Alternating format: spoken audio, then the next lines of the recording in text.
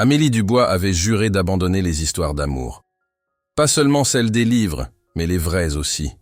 À 32 ans, elle avait lu suffisamment de romans d'amour et vécu assez de déceptions pour savoir que les papillons dans le ventre, les coups de foudre, les baisers bouleversants, c'était de la fiction, soigneusement fabriquée pour vendre des livres et des billets de cinéma.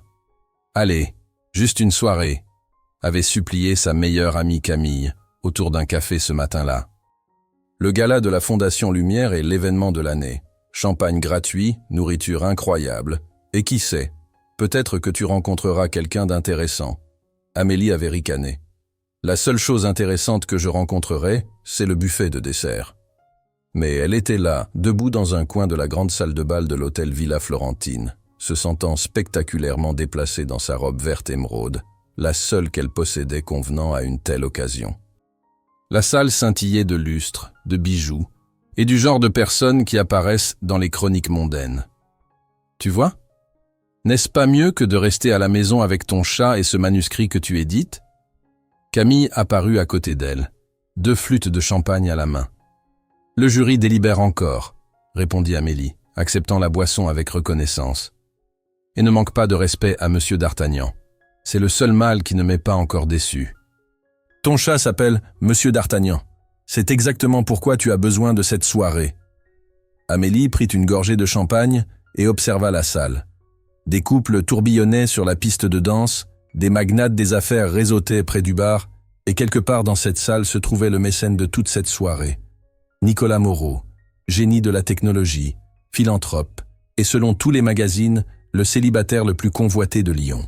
« Il ne viendra pas, tu sais, » dit Camille, suivant le regard d'Amélie autour de la salle. « Qui ?»« Nicolas Moreau, le roi des glaces en personne. Il finance ces événements, mais ne se montre jamais. Trop occupé à compter ses milliards ou quoi que ce soit que font les génies reclus. » Comme sur commande, la salle sembla se transformer. Les conversations se turent, les têtes se tournèrent, et une vague de murmures balaya la salle de bal. Amélie suivit le regard collectif vers l'entrée. Il se tenait là, grand et imposant dans un smoking parfaitement taillé. Cheveux bruns, mâchoire forte, des yeux qui semblaient tout enregistrer à la fois. Nicolas Moreau avait décidé de faire une apparition après tout. « Mon Dieu !» Camille agrippa le bras d'Amélie. « Je n'arrive pas à croire qu'il soit vraiment là. Regarde-le, il est encore plus beau en personne. » Amélie ne pouvait pas contester cette évaluation.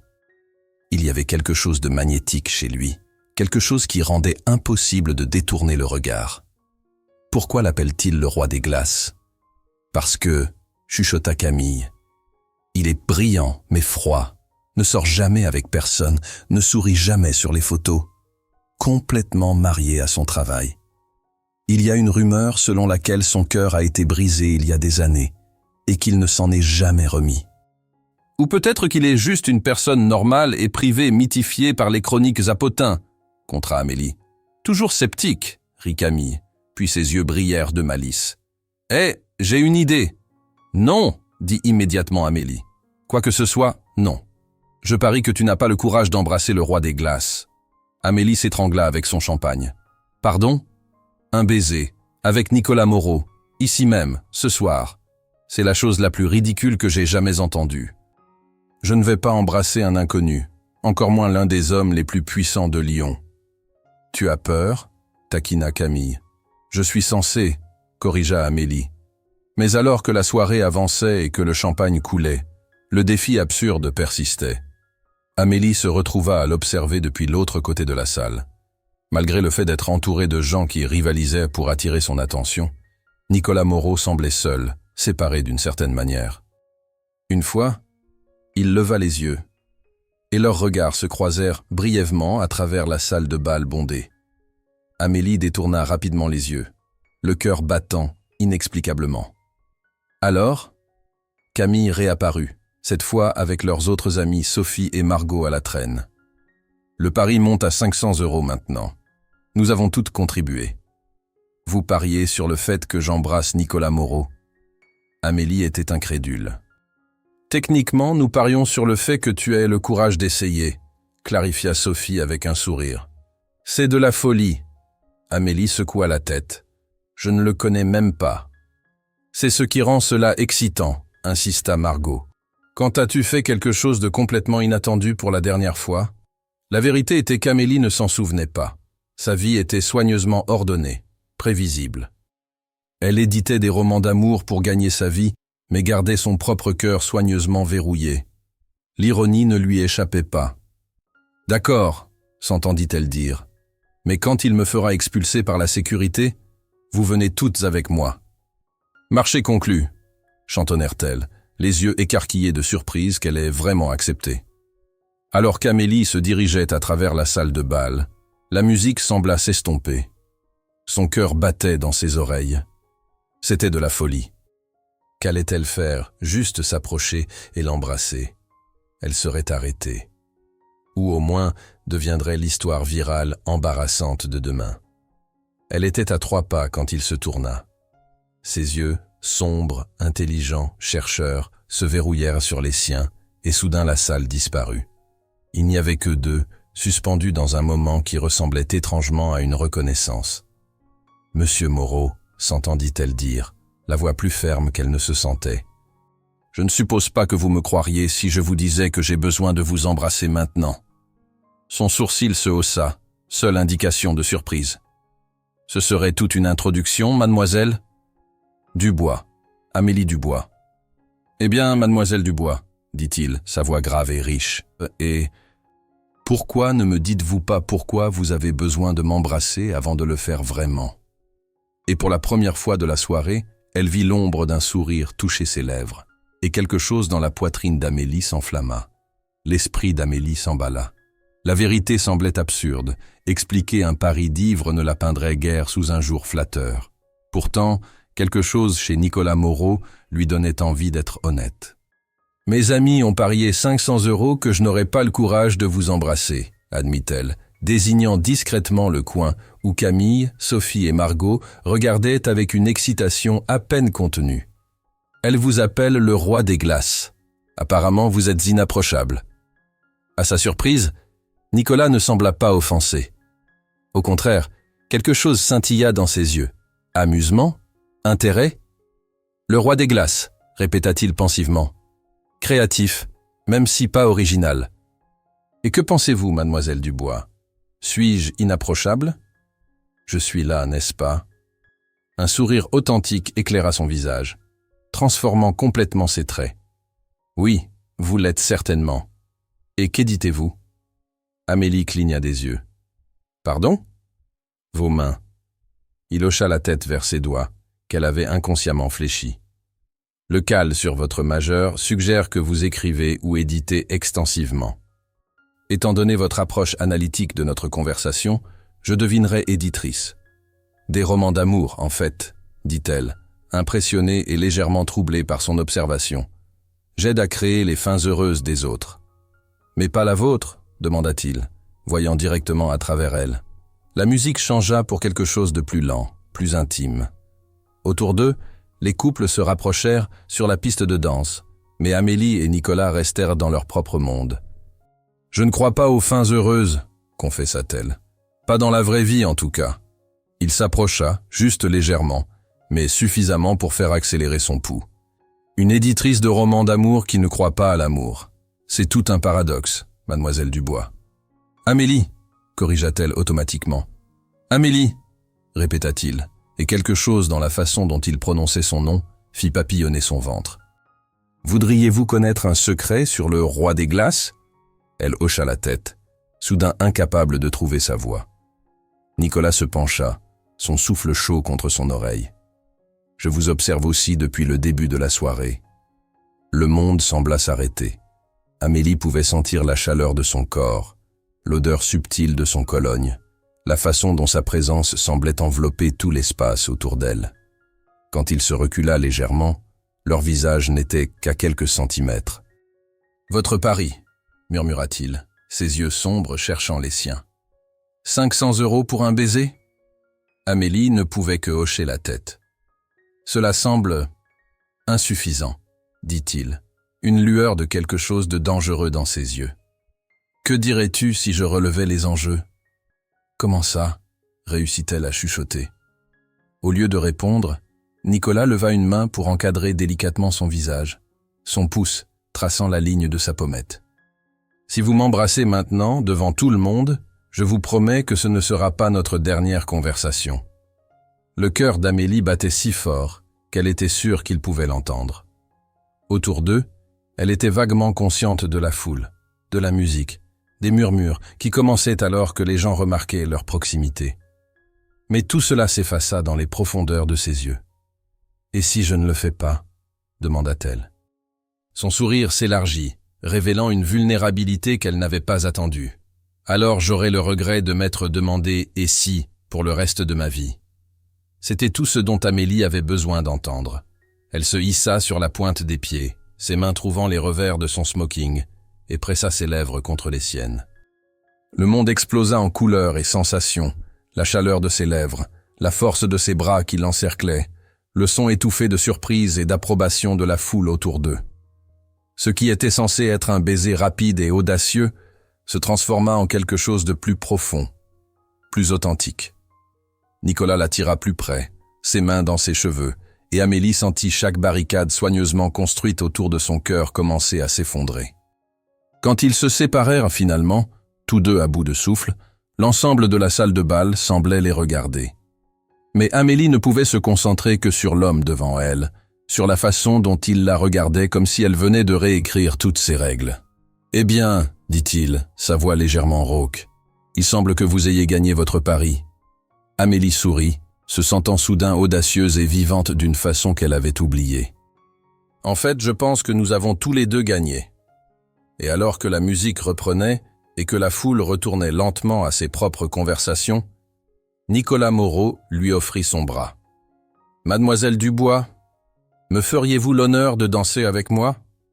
Il semble que nous ayons causé assez de commotion pour une soirée. »« Ce serait un plaisir, monsieur Moreau. » Alors qu'il se dirigeait vers la piste de danse, Amélie aperçut Camille, Sophie et Margot près du bar, leurs expressions mélange de choc et d'admiration.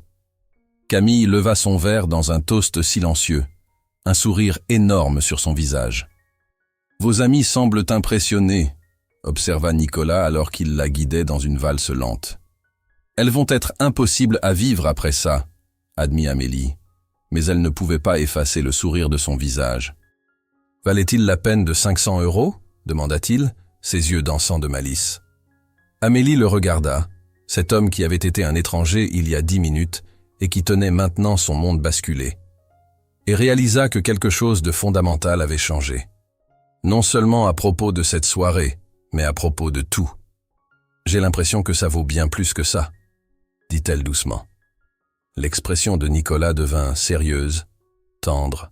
« Amélie Dubois, éditrice de romans d'amour et révolutionnaire de gala, me permettriez-vous de vous emmener dîner demain soir ? » « Oui, » dit-elle sans hésitation, « mais j'ai une condition. »« Laquelle ? » ?»« Pas de pari cette fois, juste nous. » Nicolas rit, un son riche et chaleureux qui fit quelque chose de merveilleux dans la poitrine d'Amélie. « Marché conclu. Bien que je dois admettre, mademoiselle Dubois, que vous avez déjà fait le pari le plus risqué de tous. »« Lequel ? Vous m'avez donné envie de croire aux fins heureuses à nouveau. » Alors qu'il dansait sous les lustres scintillants de Lyon, entouré par la noblesse et l'élite de la ville, Amélie réalisa que parfois les meilleures histoires commençaient par l'acte le plus improbable de courage. Et parfois, juste parfois, les éditrices de romans d'amour finissaient par vivre leur propre conte de fées. Le reste de la soirée passa dans un tourbillon.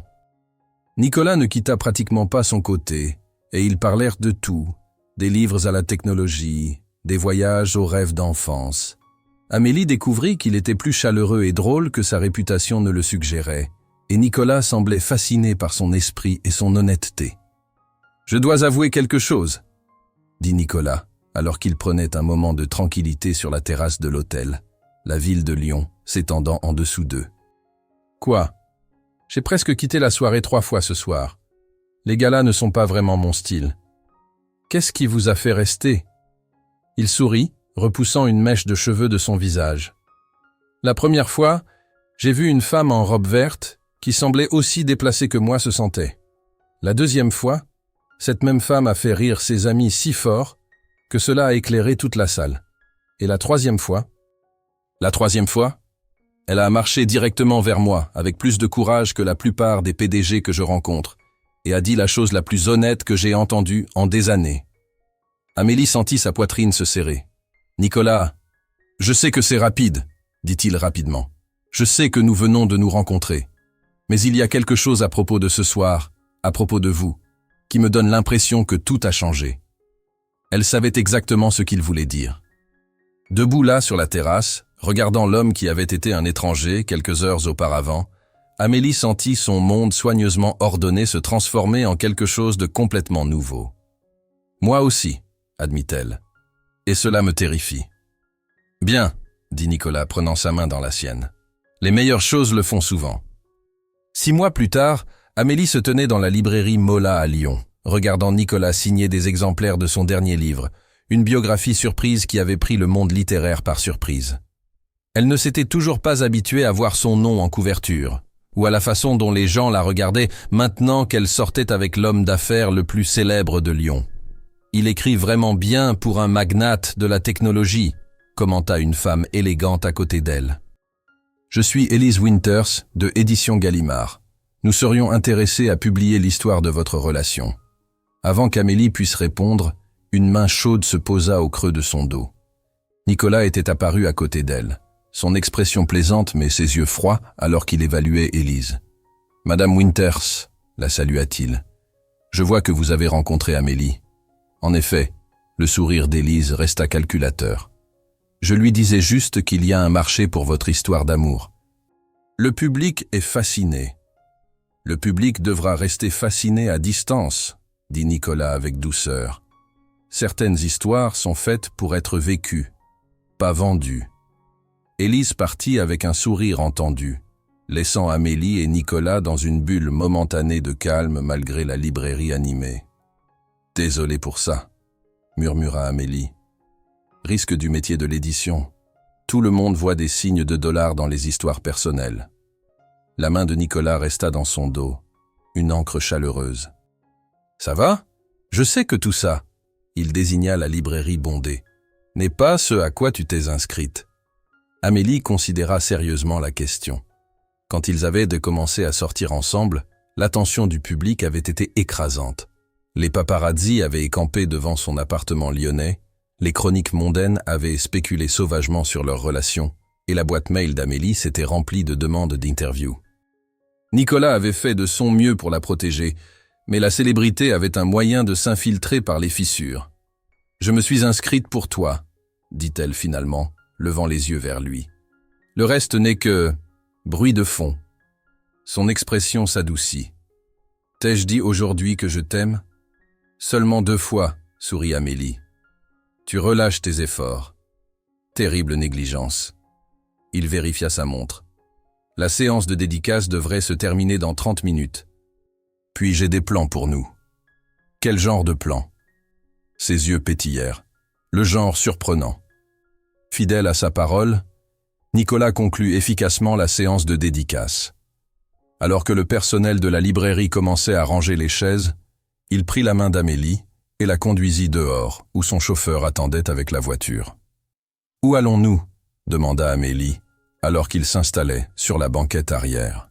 « Tu verras » fut tout ce que Nicolas voulut dire, un sourire mystérieux jouant sur ses lèvres. La voiture serpenta à travers le trafic lyonnais, traversant finalement le Rhône.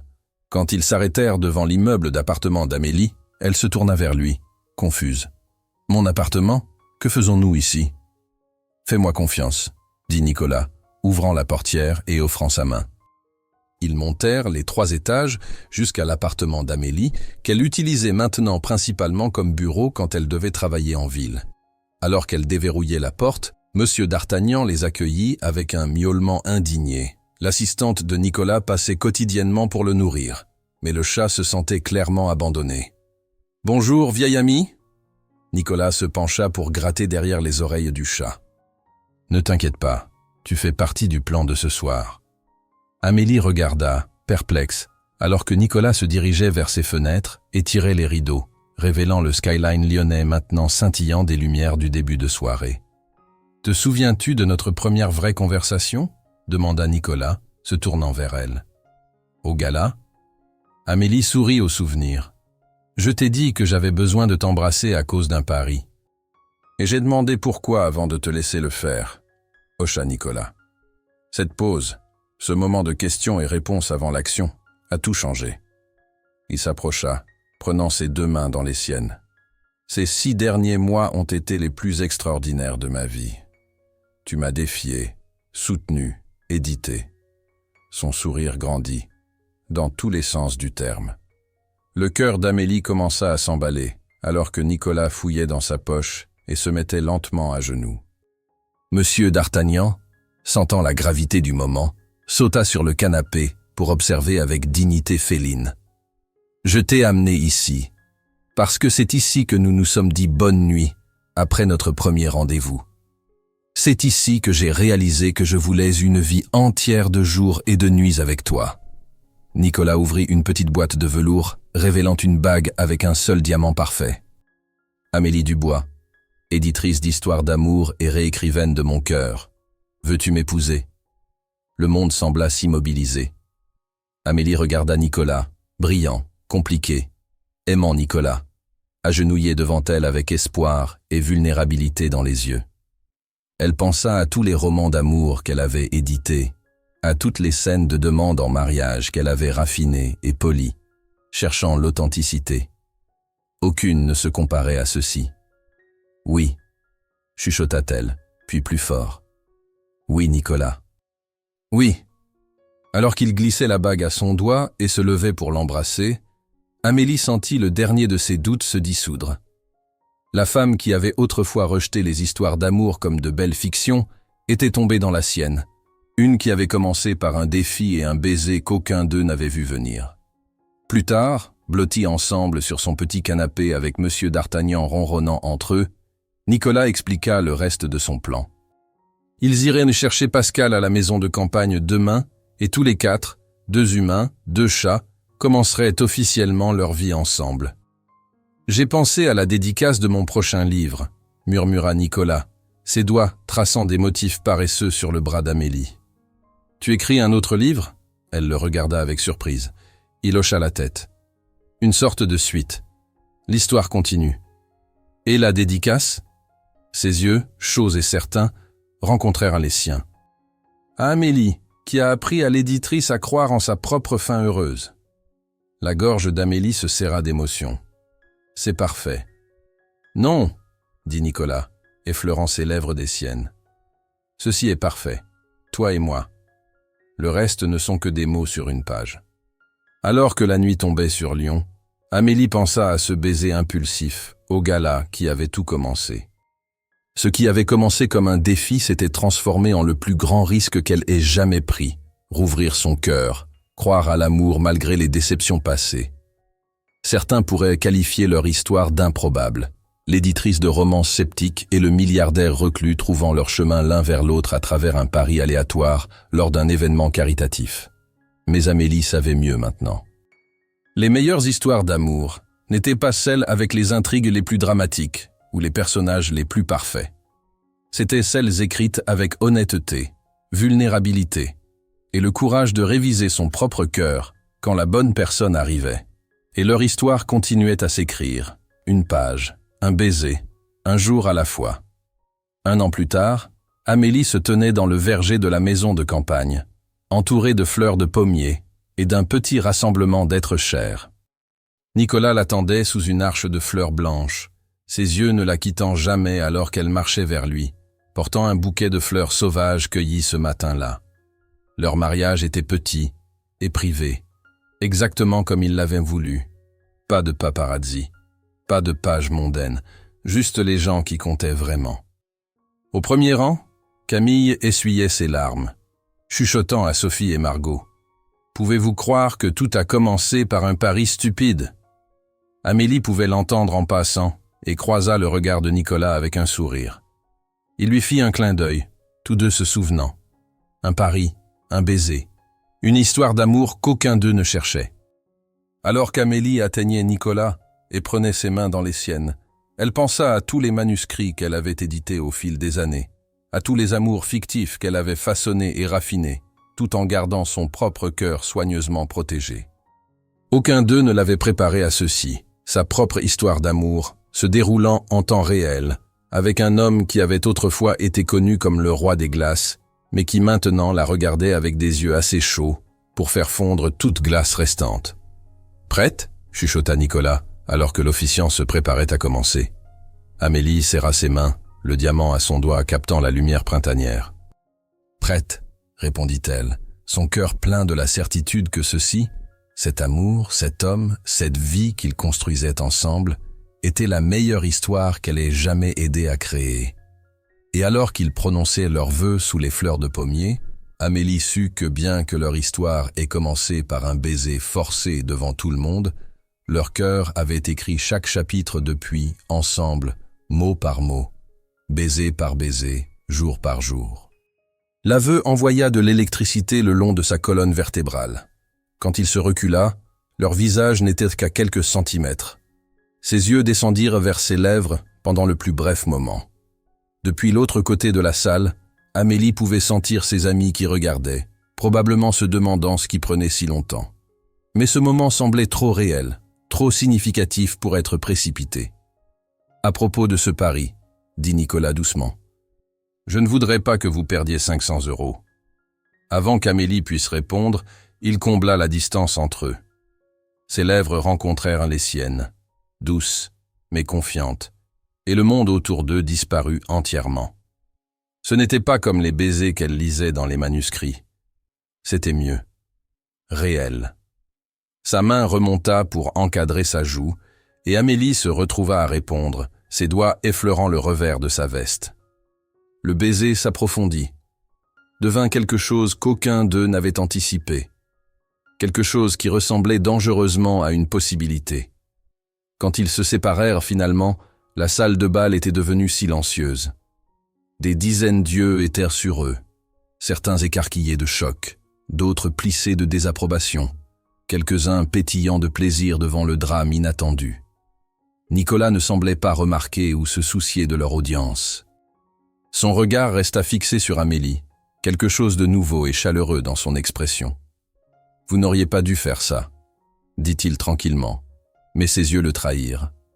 Ils étaient vivants avec quelque chose qui contredisait entièrement ses mots. Amélie trouva enfin sa voix. « C'est vous qui m'avez embrassé, souvenez-vous. »« Un détail technique, » répondit-il avec un autre sourire rare. « Mais un dont je suis heureux de revendiquer la responsabilité. » Un flash explosa près d'eux, quelqu'un prenant une photo. La réalité revint en trombe. Amélie se rappela soudain où ils étaient, qui il était, ce qu'elle venait de faire. « Je devrais partir, » dit-elle, ses joues rougissant. « Mes amis célébreront leur pari réussi, » termina Nicolas pour elle. « Mais avant que vous retourniez collecter vos gains, dînez avec moi. » Ce n'était pas exactement une question, ni non plus un ordre. Cela flottait dans l'air entre eux, une invitation, une opportunité. « Maintenant ?» demanda Amélie, surprise. « Pourquoi pas? À moins que vous ayez d'autres millionnaires à embrasser ce soir. » Elle ne put s'empêcher de rire. « Non, juste celui-ci. »« Bien, » dit-il, offrant son bras. « Je connais un endroit où nous ne serons pas interrompus par des photographes ou des poules de Paris. » Alors que Nicolas la guidait vers la sortie, Amélie croisa le regard de Camille à travers la salle. La mâchoire de son amie était pratiquement tombée sur le sol. Amélie fit un petit haussement d'épaules, perplexe. « Je n'ai aucune idée de ce qui se passe non plus. » Et se laissa emmener. Toute la salle de bal regarda Nicolas Moreau, le célibataire le plus énigmatique de Lyon, quitter son propre gala caritatif avec la femme qui avait brisé sa légendaire réserve, avec rien d'autre que de l'honnêteté et un baiser.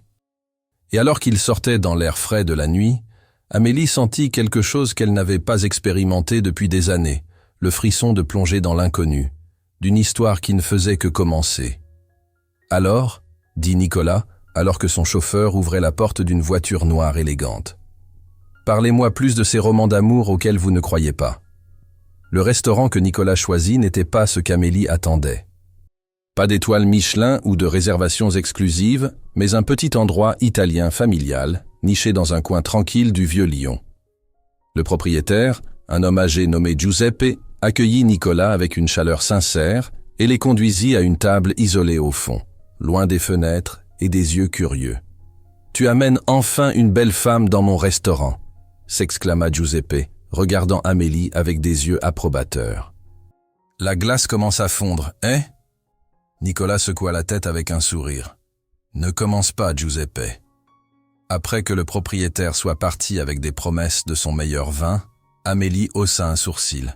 « Alors le surnom de roi des glaces n'est pas juste une invention des tabloïds ?»« Malheureusement non, admit Nicolas, bien que Giuseppe préfère l'homme qui travaille trop. »« Et c'est exact ?» demanda Amélie, sincèrement curieuse de l'homme derrière la réputation. Nicolas considéra cela en dépliant sa serviette. « Le travail a été un compagnon fiable, plus prévisible que les gens, » dit le milliardaire à l'éditrice de romance, plaisanta Amélie. Son rire fut inattendu, riche et authentique. « Touchez, mademoiselle Dubois. » Le vin arriva, suivi d'antipasties que Giuseppe insista qu'il devait avoir. Alors qu'ils partageaient la nourriture simple et exquise, la conversation coula avec une facilité surprenante. Amélie apprit que Nicolas avait construit son empire technologique à partir d'une start-up dans un garage, qu'il avait une faiblesse pour les romans de science-fiction des années 1960, et que malgré sa richesse, il vivait dans une maison de ville étonnamment modeste, plutôt que dans quelques penthouse clinquants. « Et vous ?» demanda-t-il, remplissant à nouveau son verre de vin. « Comment devient-on éditrice d'histoires d'amour tout en rejetant leurs prémices ?» Amélie traça le bord de son verre, considérant sa réponse. « Je crois en l'art de la romance, l'artisanat, juste pas la réalité. Quelque chose a dû vous convaincre de cela. » Elle hésita, puis décida de l'honnêteté. « Mes parents avaient l'histoire d'amour parfaite, amoureux du lycée, mariés jeunes, construisirent une belle vie ensemble. Puis mon père est parti quand j'avais 16 ans. Sans avertissement, sans explication, juste parti. » Elle prit une gorgée de vin. Il a épousé son assistante de 24 ans 6 mois plus tard. L'expression de Nicolas s'adoucit. « Et votre mère ?» Ne s'en est jamais remise. A passé le reste de sa vie à attendre qu'il réalise son erreur et rentre à la maison. Amélie secoua la tête. « Je me suis promis de ne jamais être cette personne, attendant quelqu'un qui ne reviendra pas. Donc vous éditez des romans d'amour comme... » Quoi ? Une forme de contrôle sur la narration ? Sa perspicacité était saisissante. Personne n'avait jamais fait ces connexions auparavant. Peut-être, admit-elle. Dans mes livres, je peux assurer la fin heureuse, m'assurer que l'amour est mérité et réel. Elle leva les yeux vers lui. Quelle est votre excuse ? Le célibataire le plus convoité de Lyon doit avoir une histoire. Pendant un moment, elle pensa qu'elle était allée trop loin. L'expression de Nicolas devint distante, et il fixa son verre de vin. Juste au moment où Amélie allait s'excuser, il parla. « Ma femme est morte il y a 7 ans. » La déclaration simple flotta dans l'air entre eux. « Je suis désolé, » dit Amélie doucement. « Je ne savais pas. Peu de gens le savent. » La voix de Nicolas était calme mais ferme. « Nous avons gardé notre mariage privé. Claire avait une condition cardiaque depuis l'enfance. Nous savions que notre temps pourrait être limité, mais... »« Vous l'aimiez » termina Amélie pour lui. « Complètement. » Ses yeux rencontrèrent les siens à travers la table. Après qu'elle soit partie, le travail est devenu tout. Plus facile que d'essayer d'expliquer le chagrin aux gens qui s'attendent à ce que vous passiez à autre chose, après une période de deuil appropriée. Amélie tendit la main à travers la table et prit la sienne sans réfléchir. Il n'y a pas de chronologie pour le chagrin. Quelque chose passa entre eux dans ce moment. Compréhension, reconnaissance. 2 personnes qui avaient construit des murs pour différentes raisons, voyant soudain la personne derrière la fortification. « Eh bien, » dit Nicolas après un moment, son pouce caressant doucement le dos de sa main, « cela a pris un tournant plutôt sérieux pour ce qui était censé être une échappatoire humoristique de mon gala caritatif. » Amélie sourit. « Est-ce que c'est ce que c'est ? Une échappatoire ? » « Je le pensais, » admit-il, jusqu'à il y a environ 10 minutes. Le reste du dîner passa dans un tourbillon de conversations qui allaient de leurs livres favoris aux souvenirs d'enfance en débattant de savoir si l'ananas appartenait sur la pizza. Amélie était fermement pro-ananas, tandis que Nicolas prétendait que c'était un sacrilège culinaire. La gêne initiale de leur rencontre dramatique se dissolut en quelque chose de confortable, ponctué de moments d'électricité quand leurs mains se frôlaient ou que leurs yeux se rencontraient trop longtemps. Quand ils quittèrent finalement le restaurant, l'air nocturne était devenu frais. Nicolas enleva sa veste et la drapa sur les épaules d'Amélie sans cérémonie. « Un tel geste de roman d'amour, monsieur Moreau, le taquina-t-elle, mais elle serra la veste plus près, inhalant l'odeur subtile de son cologne. « Je pensais que vous étiez l'experte en clichés romantiques, contra-t-il avec un sourire. Au lieu d'appeler son chauffeur, Nicolas suggéra qu'ils marchent un moment. Ils flânèrent dans le parc de la Tête d'Or, où un musicien de rue jouait du jazz doux au saxophone. Quand Nicolas prit sa main, cela sembla aussi naturel que respirer. « Je n'ai pas fait ça depuis des années, confessa-t-il alors qu'il passait près du lac illuminé. « Quoi, marcher dans un parc ?»« Non, dit-il tranquillement. Me sentir moi-même avec quelqu'un. » Le cœur d'Amélie trébucha dans sa poitrine. Et qui est-ce? Le vrai Nicolas Moreau. Il s'arrêta de marcher et se tourna pour lui faire face. Les lumières du parc projetaient des ombres douces sur ses traits, le faisant paraître plus jeune, moins gardé. « Quelqu'un qui se cache depuis trop longtemps, » dit-il. Puis avec une lenteur délibérée, il se pencha et l'embrassa à nouveau. Ce baiser était différent de leur premier, pas un spectacle ou un défi, mais quelque chose d'honnête et de questionnant. Ses mains encadrèrent son visage comme si elle était précieuse, et Amélie se retrouva à répondre avec une ouverture qui aurait dû l'effrayer. Quand ils se séparèrent finalement, essoufflés et légèrement étourdis, Amélie sut que quelque chose de fondamental avait changé. L'éditrice sceptique et le milliardaire reclus étaient tombés sur quelque chose qu'aucun d'eux ne cherchait. « Il est tard », murmura Nicolas, son front reposant contre le sien. « Je devrais vous ramener chez vous. » Dans sa voiture, ils s'assirent près l'un de l'autre, doigts entrelacés. Amélie donna son adresse au chauffeur, et alors qu'ils roulaient dans les rues nocturnes de Lyon, un silence confortable s'installa entre eux. Quand ils arrivèrent à son modeste immeuble d'appartement dans la presqu'île, Nicolas l'accompagna jusqu'à la porte. « Merci », dit-il de façon inattendue. « Pourquoi ?»« Pour avoir accepté un pari ridicule », répondit-il avec un sourire. « Pour avoir vu au-delà du roi des glaces. Pour la meilleure soirée que j'ai eue en 7 ans. » La poitrine d'Amélie se serra d'une émotion pour laquelle elle n'était pas préparée. « Je devrais vous remercier. Le pari était censé être embarrassant, pas quoi que ce soit. »« Et qu'est-ce que c'est ?» demanda Nicolas, sa voix douce, mais intense. Amélie leva les yeux vers lui, vers cet homme qui l'avait surprise de toutes les façons possibles. « Je ne sais pas encore, mais je pense que j'aimerais le découvrir. » Son sourire fut une réponse suffisante. Avec un dernier baiser tendre, Nicolas lui souhaita bonne nuit, promettant de l'appeler demain. Alors qu'Amélie regardait sa voiture s'éloigner, elle s'appuya contre sa porte, sa veste encore autour de ses épaules, et se permit de ressentir le flûter dangereux de possibilités. Pour la première fois depuis des années, elle se demanda si peut-être certaines histoires d'amour, même les inattendues, qui commencent par des défis et des baisers, pourraient valoir la peine d'y croire après tout. Amélie se réveilla avec son téléphone qui vibrait incessamment. 13 appels manqués de Camille, 27 messages textes, et, le plus alarmant, un email de son patron avec l'objet « Appelez-moi immédiatement ». Somnolente, elle ouvrit son navigateur, et son estomac chuta. C'était là, étalé sur les pages People, le roi des glaces fondes, le milliardaire tech Nicolas Moreau, embrasse femme mystérieuse au gala caritatif. La photo était indéniable. Nicolas et Amélie en plein baiser, sa main encadrant son visage, ses doigts agrippant son revers. La légende disait « Le célibataire le plus convoité de Lyon a-t-il finalement trouvé sa partenaire ?» Les sources disent même que Moreau a quitté son propre événement avec la femme inconnue quelques minutes après cet échange passionné. « Oh mon Dieu !» gémit Amélie, enfouissant son visage dans son oreiller. Son téléphone sonna à nouveau. Camille. « Amélie Diane Dubois !» cria son amie dès qu'elle répondit. « Tu as embrassé Nicolas Moreau, tu es parti avec lui, et tu ne m'as pas envoyé de texto de toute la nuit? Je pensais que tu pourrais être morte dans un fossé. » « Ce n'est pas ce que tu penses, » commença Amélie, puis fit une pause. « Bon, peut-être que c'est un peu ça. Je ne sais pas. Commence à parler, maintenant. » Amélie raconta la soirée précédente, le dîner inattendu, leur conversation, la promenade dans le parc, le dernier baiser à sa porte. « Putain, de merde !» souffla Camille. « Tu sors avec Nicolas Moreau. »« Je ne sors pas avec lui, » protesta Amélie. « Nous avons eu un dîner.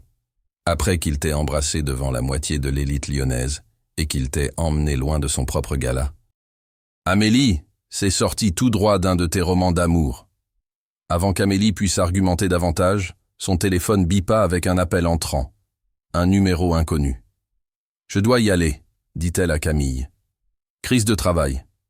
Je t'appellerai plus tard. » Elle changea d'appel, le cœur battant. « Allô ? Amélie. » La voix de Nicolas était chaleureuse, un sourire évident dans son ton. « J'espère que je n'appelle pas trop tôt. »« Non, je suis réveillée, » l'assura-t-elle, soudain très consciente qu'elle était encore en pyjama, cheveux non brossés. « Bien que je suppose que vous avez vu les nouvelles ? » ?»« Ah oui, nos débuts comme pâture à tabloïd. Il semblait plus amusé qu'inquiet. Je suis désolé pour ça. L'attention publique vient avec le territoire dans ma vie. Mon patron m'a déjà envoyé un email, admit Amélie. Je pense qu'elle se demande si j'ai perdu la tête. Cela aiderait-il si je lui parlais ? Amélie rit. Mon Dieu, non. Cela ne ferait que confirmer ses soupçons que j'ai été enlevé par des extraterrestres. Elle hésita. Êtes-vous d'accord avec tout ça ? Les photos, les spéculations ? Honnêtement ? La voix de Nicolas s'adoucit. Après la nuit dernière, je me retrouve à me soucier beaucoup moins de l'opinion publique qu'avant. Une sensation de battement commença dans la poitrine d'Amélie. C'est bon à entendre. J'aimerais vous revoir, dit-il directement. Aujourd'hui, si vous êtes libre. Aujourd'hui ? Amélie jeta un regard autour de son appartement, linge empilé sur le canapé, vaisselle dans l'évier, et Monsieur d'Artagnan le chat, la jugeant silencieusement depuis son perchoir sur l'étagère. « Je ne suis pas sûr. J'ai une proposition, » continua Nicolas. « Quelque chose dont j'aimerais discuter avec vous. En personne. » Le mot « proposition » envoya un choc inattendu dans le système d'Amélie. « Nous venons juste de nous rencontrer hier soir. Alors si par proposition vous voulez dire… » Le rire de Nicolas l'interrompit. « Pas ce genre de proposition. Du moins, pas encore. » Le pas encore flotta dans l'air entre eux. « J'enverrai une voiture vous chercher à midi, dit-il. Si cela vous convient ?» Amélie se retrouva à accepter avant de pouvoir trop réfléchir. Après avoir raccroché, elle se précipita dans son appartement, se douchant, changeant de tenue 3 fois, et s'installant finalement sur une robe bleue décontractée que Camille disait toujours mettre en valeur ses yeux. À midi précise, son téléphone vibra avec un texto. « Votre carrosse vous attend. » En bas, Amélie fut surprise de trouver Nicolas lui-même appuyé contre une voiture convertible vintage, au lieu de la voiture avec chauffeur attendu. « Vous conduisez ?» demanda-t-elle en s'approchant. « Occasionnellement », répondit-il avec un sourire, ouvrant la porte passager pour elle. « Quand le voyage compte plus que la destination. » La voiture ronronna à la vie, et bientôt, ils traversèrent le Rhône, le vent ébouriffant les cheveux soigneusement arrangés d'Amélie. « Allez-vous me dire où nous allons ?» demanda-t-elle, élevant la voix au-dessus du rush de l'air. Nicolas lui jeta un regard, la lumière du soleil attrapant ses yeux. « Comment vous sentez-vous vis-à-vis des surprises ? Professionnellement, je les ai dites hors des manuscrits pour être trop artificielles. Personnellement, elle sourit malgré elle. Je commence à y venir. » Ils roulèrent vers le nord, hors de la ville, la conversation coulant facilement entre eux. Nicolas demanda ses projets d'édition actuels, et Amélie se retrouva à partager les frustrations et les joies de son travail sans réserve. Il écoutait avec un intérêt sincère, posant des questions réfléchies, qui suggéraient qu'il était vraiment engagé. Finalement, ils tournèrent sur une route de campagne tranquille, bordée de chênes anciens. Nicolas ralentit la voiture et s'engagea dans une allée de gravier qui menait à une charmante vieille ferme entourée de vergers de pommiers. « Qu'est-ce que cet endroit ?» demanda Amélie alors qu'il se garait. « Mon secret », répondit Nicolas, contournant pour ouvrir sa porte. « Les tabloïds pensent que je vis dans un penthouse en centre-ville. Mon conseil d'administration croit que j'ai une propriété dans les Alpes, mais ceci, il désigna la ferme, c'est la maison. Amélie le suivit sur le sentier, prenant note du jardin sauvage et de l'atmosphère confortable et habitée de l'endroit. Ce n'était rien de ce qu'elle aurait attendu d'un milliardaire de la technologie. À l'intérieur, la maison était chaleureuse et accueillante. Plancher de bois franc, étagères tapissant les murs, meubles confortables qui semblaient choisis pour le confort plutôt que le style. Un grand chat noir s'étirait paresseusement sur un siège de fenêtre. « Rencontrez Pascal », dit Nicolas, alors que le chat les regardait avec une indifférence impériale. « Il est le vrai maître de la maison. Vous avez nommé votre chat d'après Blaise Pascal. » Amélie ne put s'empêcher de sourire. « J'ai un chat nommé Monsieur d'Artagnan. » Nicolas rit. « Nous sommes tous les deux des clichés littéraires, il semble. » Il lui fit visiter la maison, la cuisine avec sa cuisinière à l'ancienne, le bureau débordant de livres et de papiers, la véranda qui donnait sur le verger. Tout dans l'endroit parlait d'un homme très différent de sa persona publique. « Pourquoi me montrer ceci ?» demanda finalement Amélie, alors qu'il s'installait dans la cuisine où Nicolas faisait du thé. « Vous avez dit que cet endroit était votre secret. » Il plaça une tasse fumante devant elle et s'assit en face de la table. « Parce qu'après la nuit dernière, je voulais que vous voyiez le vrai moi, pas le roi des glaces que le monde pense connaître. » La sincérité dans sa voix fit trébucher le cœur d'Amélie. « Et la proposition que vous avez mentionnée ?» Nicolas prit une respiration. « J'écris un livre. » De toutes les choses qu'Amélie s'attendait à ce qu'il dise, ce n'en était pas une. « Un livre ?» Il hocha la tête. « Un roman, en fait. J'y travaille depuis des années. Mais... » Il passa une main dans ses cheveux, paraissant soudain incertain. « Je ne l'ai jamais montré à personne. C'était toujours juste pour moi. Jusqu'à maintenant. » La compréhension frappa Amélie. « Vous voulez que je le lise ?»« Je veux que vous l'éditiez, » corrigea Nicolas. « Professionnellement. Je paierai vos tarifs standards, bien sûr. » Amélie posa soigneusement sa tasse. « Vous voulez m'engager? C'est si surprenant? » ?»« Un peu, oui. » Amélie l'étudia. « Vous pourriez engager n'importe quel éditeur à Lyon, probablement dans le monde. » Nicolas tendit la main à travers la table et prit la sienne. « Mais je vous veux vous, parce que vous voyez à travers les façades, parce que vous comprenez la narration, parce que... » Il hésita, puis termina. « Parce que quand je vous ai embrassé hier soir, quelque chose a changé, et je pense que vous l'avez senti aussi. » La franchise de ces mots prit Amélie au dépourvu. Il n'y avait pas de jeu, pas de flirt coquette, juste de l'honnêteté. « Quel genre de roman est-ce » demanda-t-elle, sa curiosité d'éditrice piquée malgré elle. Une rougeur monta dans le cou de Nicolas. « C'est une romance. » Amélie ne put contenir sa surprise. « Vous écrivez un roman d'amour ? Ironique, n'est-ce pas ? Le roi des glaces écrivant secrètement une histoire d'amour. » Son sourire était autodépréciatif. Claire disait toujours que j'avais plus de cœur que je ne laissais voir au monde. C'était ma façon de traiter sa perte, en écrivant le genre d'amour qui ne finit pas, même quand la vie le fait. La vulnérabilité de son aveu toucha quelque chose de profond chez Amélie.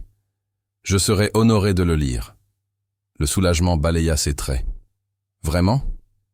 Elle hocha la tête. Mais j'ai des conditions. Nommez-les. Premièrement, je veux un travail honnête. Pas de traitement spécial parce que nous... Elle gesticula entre eux. Quoi que ce soit. D'accord, dit immédiatement Nicolas. Deuxièmement, cela reste entre nous. Personne à ma maison d'édition ne peut savoir que je fais du travail à côté. Bien sûr. Et troisièmement... Amélie prit une profonde respiration.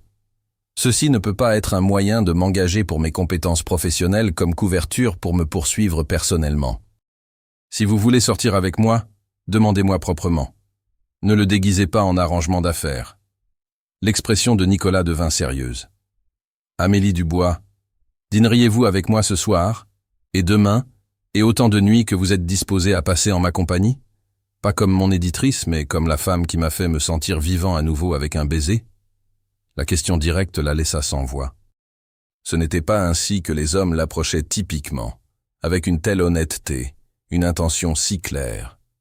C'est, elle avala difficilement, toute une invitation à dîner. Je ne suis pas intéressé par les jeux, dit simplement Nicolas. La vie est trop courte pour autre chose que l'honnêteté. Claire me l'a appris. En ce moment, regardant dans ses yeux. Amélie sentit les murs qu'elle avait construits autour de son cœur commencer à s'effriter. Cet homme surprenant et complexe, n'était rien de ce qu'elle avait attendu. « Oui », s'entendit-elle dire, « au dîner, à éditer votre livre, à voir où cela mène. » Le sourire de Nicolas était comme le soleil perçant les nuages. Lentement, il se pencha à travers la table et l'embrassa, une douce promesse de choses à venir.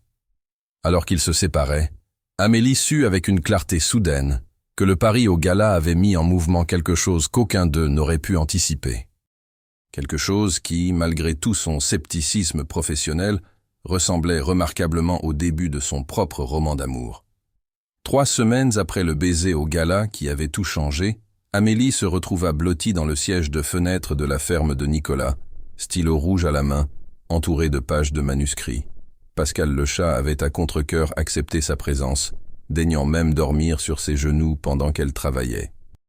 Dehors, l'automne peignait le verger en couleurs flamboyantes.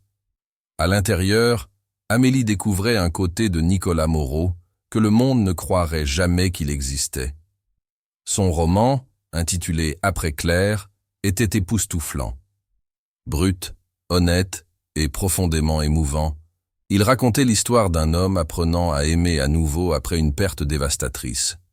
La prose était parfois maladroite, la structure avait besoin de travail, mais l'émotion sur la page était indéniable. « Vous froncez les sourcils », vint la voix de Nicolas depuis l'embrasure de la porte. Il portait 2 tasses de café fumantes, ses cheveux encore humides de la douche. Amélie leva les yeux, encore perdue dans le monde de son histoire. « Ce n'est pas ce à quoi je m'attendais. Si mauvais ?» Il déposa une tasse à côté d'elle et s'assit sur le bord du siège de fenêtre. « Non. » Elle secoua la tête, luttant pour articuler ses pensées. « C'est beau, Nicolas. Brut et désordonné par endroits, mais beau.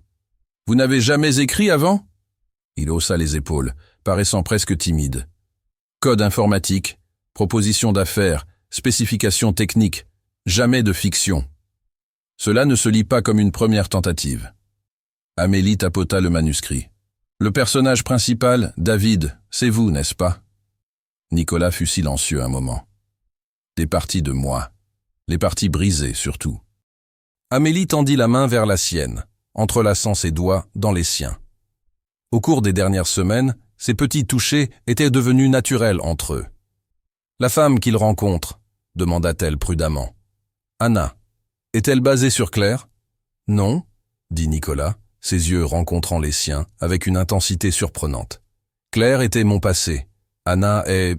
possibilité. » Quelque chose dans son regard fit se couper le souffle d'Amélie. Ils avaient passé presque chaque jour ensemble depuis le gala, travaillant sur son manuscrit, partageant des repas, parlant tard dans la nuit. Il y avait eu des baisers, tendres, de plus en plus passionnés baisers, qui laissaient Amélie étourdie. Mais ils avaient appris les choses lentement, tous deux prudents avec leurs cœurs endommagés.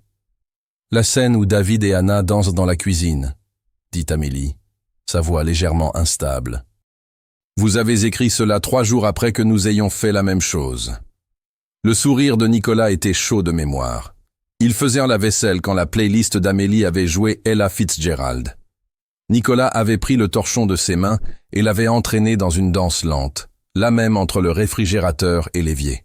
« Les écrivains volent de la vie, » dit-il simplement. « N'est-ce pas ce que vous me dites toujours ?» Amélie allait répondre, quand son téléphone vibra. Elle jeta un coup d'œil à l'écran et gémit. « C'est mon patron. Encore. » Depuis que les photos de leur baiser avaient circulé, la vie professionnelle d'Amélie était devenue compliquée. Sa maison d'édition bourdonnait de spéculations, et son patron, Viviane, avait pêché pas si subtilement des informations d'initiés sur Nicolas Moreau. « Vous devriez répondre, » dit Nicolas, se levant. « Je dois faire quelques appels de travail de toute façon. » Amélie répondit à contre-cœur après qu'il ait quitté la pièce. « Salut, Viviane. Te voilà !» s'exclama son patron. « Je commençais à penser que tu t'étais enfui avec ton milliardaire et que tu avais oublié nous autres mortels. » Amélie soupira. « Nicolas n'est pas mon milliardaire, et j'ai respecté chaque échéance ce mois-ci. » En parlant d'échéance, continua Viviane, imperturbable. Le manuscrit Henderson a besoin de tes notes pour vendredi, et nous avons une réunion d'acquisition lundi qui nécessite ta présence. En personne, Amélie. Plus de ces appels vidéo depuis des lieux mystérieux. Les lieux mystérieux étaient, bien sûr, la ferme de Nicolas, où Amélie passait la plupart de son temps dernièrement. Elle avait fait attention d'utiliser des arrière-plans neutres pour ses réunions vidéo, mais Viviane n'était pas dupe. « Je serai là », promit Amélie.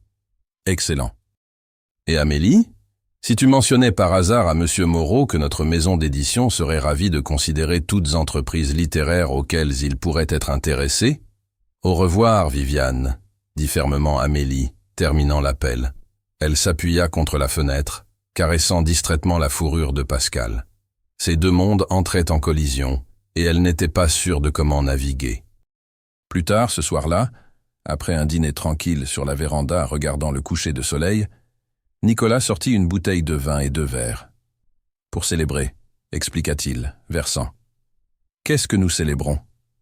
J'ai fini les révisions du chapitre 12 aujourd'hui. » Il lui tendit un verre. « Et j'ai quelque chose à vous montrer. » De sa poche, il sortit une petite boîte de velours. Amélie faillit laisser tomber son vin. « Nicolas, qu'est-ce que… » « Ce n'est pas ce que vous pensez, » dit-il rapidement, ouvrant la boîte pour révéler une clé argentée délicate. « C'est une clé de cette maison. Je veux que vous l'ayez. » Amélie fixa la clé, son cœur battant. « C'est un grand pas. » « Je sais. » L'expression de Nicolas était ouverte, vulnérable. « Mais ces dernières semaines ont été les plus heureuses que j'ai connues depuis des années. Quand vous n'êtes pas ici, la maison se sent vide d'une façon qu'elle n'avait jamais été avant. » Amélie prit une respiration tremblante. « Nicolas, Vous n'êtes pas obligé de l'utiliser, » ajouta-t-il précipitamment. « C'est juste là, si vous la voulez. Pas de pression, pas d'attente. » Mais il y avait des attentes, non dites qui s'étaient construites entre eux avec chaque repas partagé, chaque page éditée, chaque baiser de bonne nuit qui devenait de plus en plus difficile à terminer. Amélie déposa soigneusement son verre de vin et prit la clé de la boîte, son poids petit mais significatif dans sa paume. « Il y a quelque chose que je dois vous dire, » dit-elle, sa voix calme mais ferme. « Quelque chose que j'ai réalisé aujourd'hui, en lisant votre manuscrit. » Nicolas attendit, ses yeux ne quittant jamais son visage. « J'ai passé des années à aider les auteurs à créer des histoires d'amour, fixant leurs intrigues, raffinant les voyages de leurs personnages. J'ai rendu leurs amours fictifs crédibles tout en refusant de croire en l'amour moi-même. » Elle prit une profonde respiration. « Mais en lisant vos mots, voyant comment vous avez transformé votre douleur en espoir sur la page, j'ai réalisé quelque chose. »« Quoi ?» demanda doucement Nicolas. Amélie leva les yeux vers lui. Cet homme qui avait bouleversé sa vie soigneusement ordonnée avec un baiser inattendu. « Je tombe amoureuse de vous, et cela me terrifie. » L'aveu flotta dans l'air entre eux. Amélie avait brisé sa propre règle cardinale, ne jamais être la première à le dire, ne jamais se rendre vulnérable, mais quelque chose à propos de Nicolas la rendait courageuse. Pendant un terrible moment, il fut silencieux, et Amélie craignit d'avoir mal interprété tout.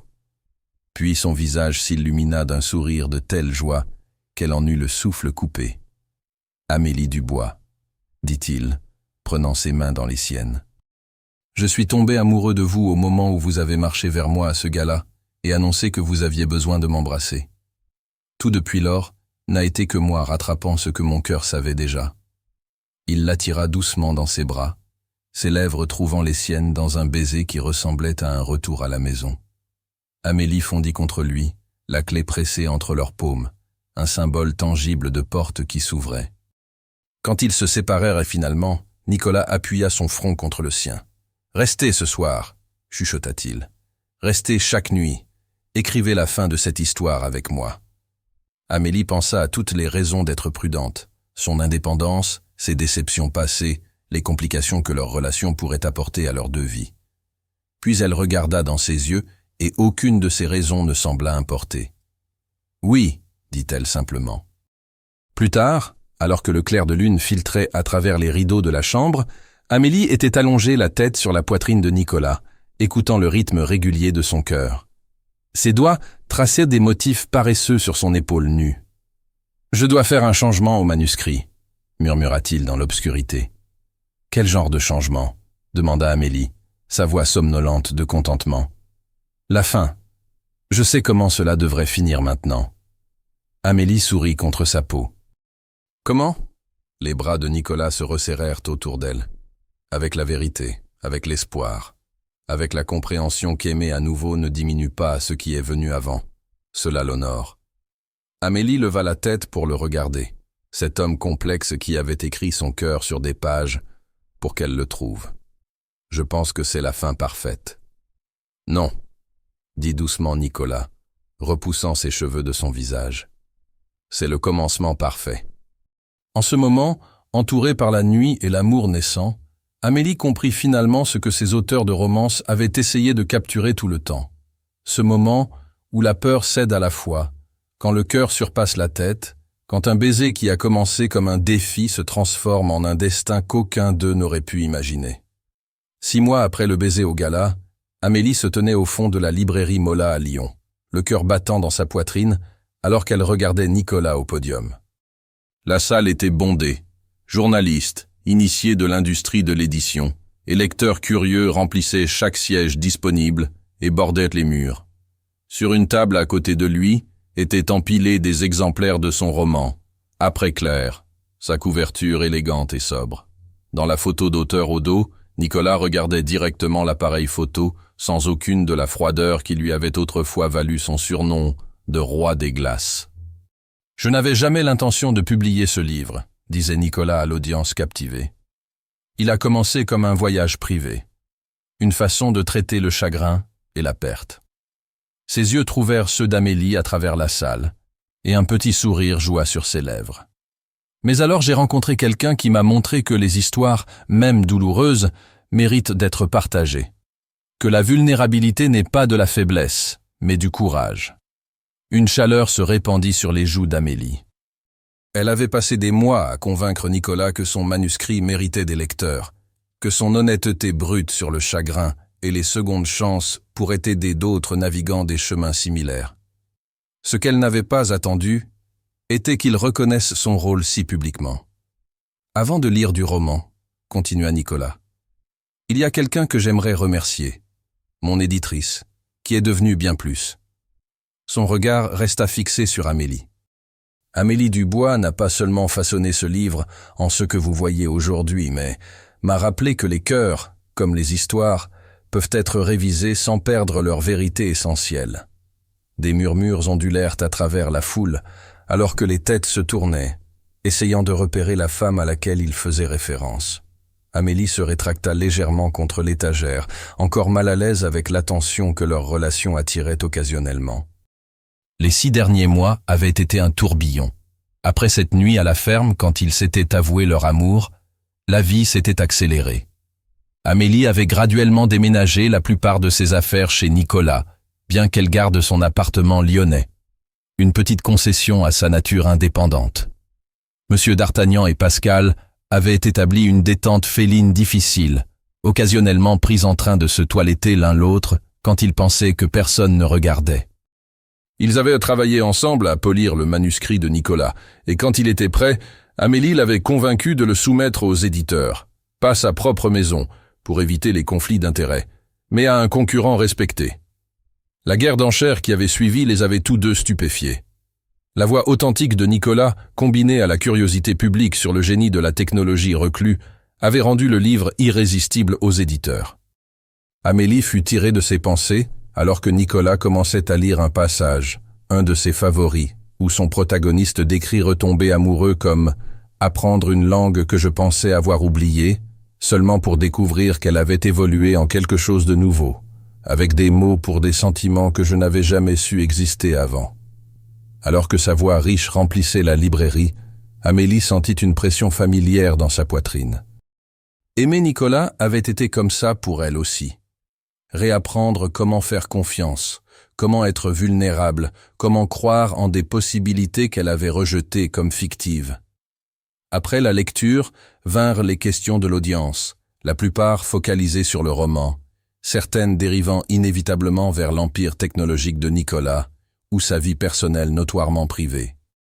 Il les géra toutes avec grâce, révélant assez pour satisfaire la curiosité sans compromettre les limites qu'ils avaient établies ensemble. Quand l'événement formel se conclut, une ligne se forma pour la signature. Amélie circula tranquillement, bavardant avec des contacts de l'édition, observant l'interaction patiente de Nicolas avec chaque lecteur. La vue de lui signant des livres au lieu de contrats technologiques ou d'accords d'investissement la remplissait d'une fierté silencieuse. « Alors vous êtes celle qui a apprivoisé le roi des glaces », dit une voix à côté d'elle. Amélie se tourna pour trouver une femme dans la cinquantaine avec des yeux perçants et un costume encore plus perçant, Elise Winters, une des agentes littéraires les plus puissantes de Paris. « Je ne dirais pas apprivoisé », répondit prudemment Amélie. « Plutôt découvert la vraie personne derrière l'image publique. » Élise sourit. Sémantique. Le point est, vous avez accompli ce que la moitié des célibataires éligibles de Lyon ont échoué à faire pendant des années. Elle tendit sa carte à Amélie. Quand vous serez prête à raconter votre histoire, appelez-moi. Du pari au best-seller. Comment j'ai fait fondre le cœur d'un milliardaire volerait des étagères. Amélie accepta automatiquement la carte, mais secoua la tête. Notre histoire n'est pas à vendre. Avant qu'Amélie puisse répondre, une main chaude se posa au creux de son dos. Nicolas était apparu à côté d'elle, son expression plaisante, mais ses yeux froids alors qu'il évaluait Élise. « Madame Winters », la salua-t-il, « je vois que vous avez rencontré Amélie. » En effet. Le sourire d'Élise resta calculateur. « Je lui disais juste qu'il y a un marché pour votre histoire d'amour. Le public est fasciné. Le public devra rester fasciné à distance, » dit Nicolas doucement. « Certaines histoires sont faites pour être vécues, pas vendues. » Élise partit avec un sourire entendu, laissant Amélie et Nicolas dans une bulle momentanée de calme malgré la librairie animée. « Désolé pour ça », murmura Amélie. « Risque du métier de l'édition. Tout le monde voit des signes d'euros dans les histoires personnelles. » La main de Nicolas resta dans son dos, une encre chaleureuse. « Ça va ? Je sais que tout ça, » il désigna la librairie bondée, « n'est pas ce à quoi tu t'es inscrite. » Amélie considéra sérieusement la question. Quand ils avaient recommencé à sortir ensemble, l'attention du public avait été écrasante. Les paparazzis avaient campé devant son appartement lyonnais. Les chroniques mondaines avaient spéculé sauvagement sur leur relation. Et la boîte mail d'Amélie s'était remplie de demandes d'interview. Nicolas avait fait de son mieux pour la protéger, mais la célébrité avait un moyen de s'infiltrer par les fissures. « Je me suis inscrite pour toi », dit-elle finalement, levant les yeux vers lui. « Le reste n'est que bruit de fond. » Son expression s'adoucit. « T'ai-je dit aujourd'hui que je t'aime ? Seulement 2 fois, sourit Amélie. Tu relâches tes efforts. Terrible négligence. Il vérifia sa montre. La séance de dédicace devrait se terminer dans 30 minutes. Puis j'ai des plans pour nous. Quel genre de plan ? Ses yeux pétillèrent. Le genre surprenant. Fidèle à sa parole, Nicolas conclut efficacement la séance de dédicace. Alors que le personnel de la librairie commençait à ranger les chaises, il prit la main d'Amélie et la conduisit dehors, où son chauffeur attendait avec la voiture. « Où allons-nous » demanda Amélie, alors qu'il s'installait sur la banquette arrière. « Tu verras » fut tout ce que Nicolas voulut dire, un sourire mystérieux jouant sur ses lèvres. La voiture serpenta à travers le trafic lyonnais, traversant finalement la Saône. Quand ils s'arrêtèrent devant l'immeuble d'appartement d'Amélie, elle se tourna vers lui, confuse. « Mon appartement. Que faisons-nous ici ?»« Fais-moi confiance, » dit Nicolas, ouvrant la portière et offrant sa main. Ils montèrent les 3 étages jusqu'à l'appartement d'Amélie, qu'elle utilisait maintenant principalement comme bureau quand elle devait travailler en ville.